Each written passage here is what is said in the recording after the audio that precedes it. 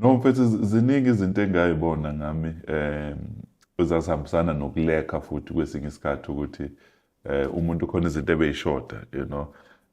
Lokho-ke kwenzeka kabili.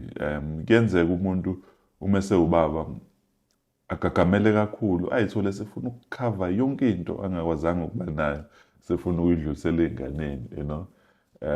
Mhlawumbe nje uma ngenza isibonelo, I remember bethu nje umuntu benokuthenga ama-toys nangama-credit card, yabo. Yaw uma usuthenga i-toys nge-credit card kusuke sekunenkinga, yabo. But because of like, hey, I want to make sure that my sons, you know, iy'ngane zami sorted, you know. But I think that I did that with mhlawumbe ingane yethu yokuqala, you know. But later on ngaba nokufunda, you know. And on the other side of the coin, you do get these people abagcina sebelode bepreacher i-upbringing yabo engabanga yinhle ey'nganeni, you know. Hey, ningakhohlwa njalo mina ngikhule ngingenayo into ethile, yabo.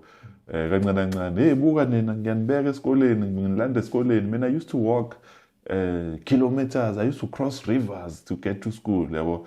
So ezinye zezinto lezo uthi uma usuyibuka mhlawumbe kwesinye isikhathi kube nokucubungula ukuthi okunye kwakho ngathi sekuhambisana ne-pain, yabo. So kubalulekile mhlawumbe ukuthi especially when you get an opportunity to become a father, uma ukuthi une-upbringing engabanga yinhle, ube nayo lento le yokuthola usizo, uma ukuthi ikakhulukazi uma ukuthi kwesinye isikhathi le nto ikwenza uhluthuke, kube khona indlela yokuthola usizo ebantwini abathile, khona uzokwazi ukuthi whatever pain ne-damage engidlule kuyona ayingadluleli ey'nganeni zami, ngiy'thole sengibalimaza, kanti bona uNkulunkulu bebabeka ukuthi manje ubaba ustrugglishile, bona baphile kangconywana.